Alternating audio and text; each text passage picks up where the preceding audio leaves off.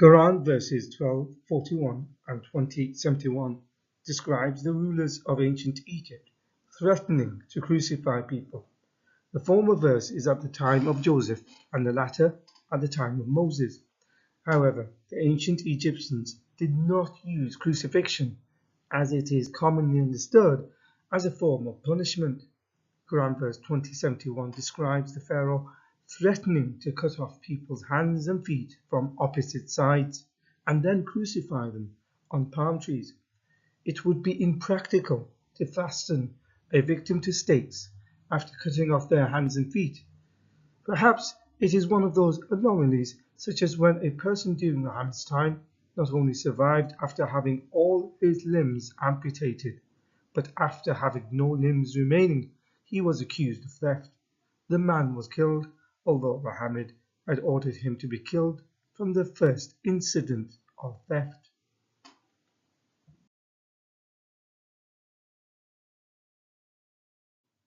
Confirmation crucifixion did not take place in ancient Egypt. Here, in the Britannica, it says the method was used at the time of the 6th century BC, and one of the earliest records of crucifixion was in 519 BC when Darius I, king of Persia, crucified 3,000 political opponents in Babylon. Similar accounts are found in other encyclopedias such as the New World Encyclopedia.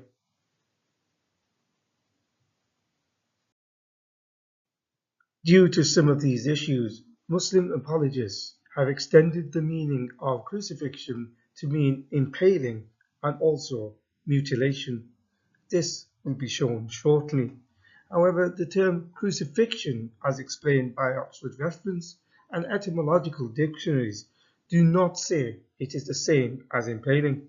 The term comes from the Latin crux, which means cross, and figere, which means to tie or fasten. Therefore, it literally means to be fastened on a cross.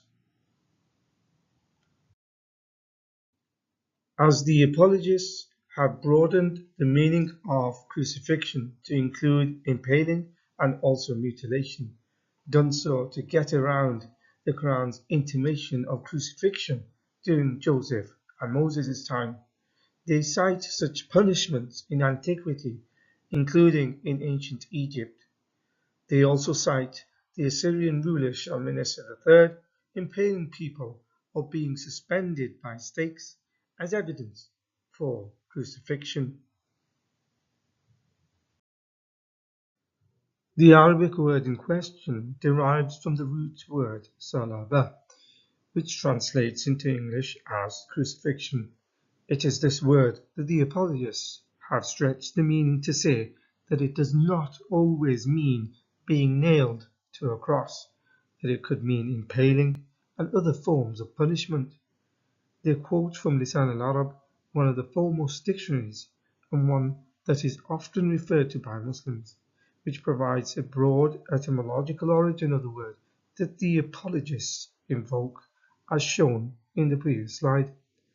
However, even in Lisan al-Arab, it connects the word in reference to crucifixion, specifically to the crucifixion of Jesus, and not the general impale or mutilation meaning that is sought by the apologists.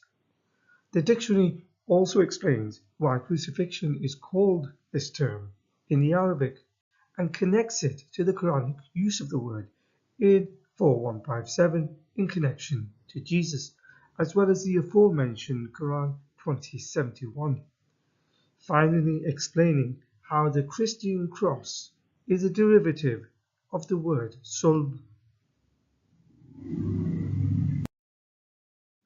Suppose one grants their argument in that the word could also encompass being impaled and other forms of punishment such as mutilation, but grammarians, whether English or Arabic linguists, will explain words come in two forms, and in the Arabic context, firstly, it is called lughatan, meaning its etymological origin, a linguistic historical root meaning, and secondly, istilahan, a phraseological meaning, a word that is deemed the proper meaning which is applied in everyday usage.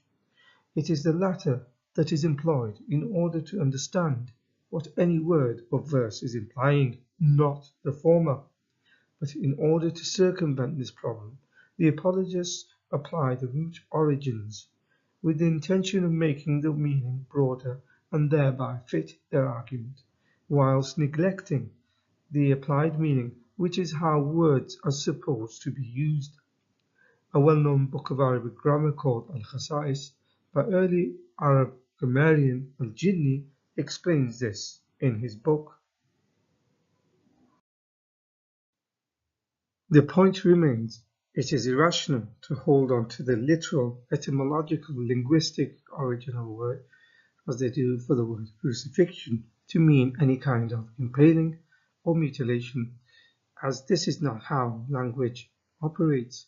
To give an analogy, if someone wanted to play word games with the English language, say for the word nice, which is a positive word today, but when it entered the English language in the 13th century, it was a negative word and was used as an insult because it originally meant foolish or ignorant, coming from the Latin word necius. But no one applies the word today as it was originally intended. Or the word revolt, which had the opposite meaning to how it is understood today. Initially, it meant to roll over, capitulate, give in, concede, or yield. Today, it means the opposite, as it means to rise up, rebel, riot, mutiny, etc. So if words are taken back to a root historical meaning, instead of applying it in a modern-day usage, it becomes difficult to understand what any word really means, or what any sentence is actually saying. Therefore, it stands that the apologists are committing an infinite regress fallacy. Another question that needs to be asked here is, if impale was meant by the Quran and not crucifixion, there does exist another Arabic word for impaling, and that is khawzak. If the Quran had used this word, any ambiguity could have been dispelled. Quran 12:1 says that it is clear, so it could have been clearer and precise and not left it open to misinterpretation. The irony of this verse is, despite claiming it is clear, no Muslims can explain categorically what the first three letters, Alif Lam Ra, stand for or mean. The point remains, in the Arabic language, when the word salib is used, as it comes from the Arabic root letters salaba, it means the cross. Here is an example, as in the Red Cross, Salib al-Ahmar, and the term Salib al-Masihi means the Christian cross. So in conclusion, the Quran claims crucifixion as a method of punishment was practiced by ancient Egyptians during the time of Joseph and Moses. History does not bear this out. In fact, it was many years later where it was carried out by the Persians and then the Romans. Muslim apologists have broadened the meaning of crucifixion to include mutilation and impaling by appealing to word origins, but language is not applied in this manner. The Quran could have been clearer in using more precise words and terminologies. A book that claims to be clear, but the actual evidence is contrary to its claims.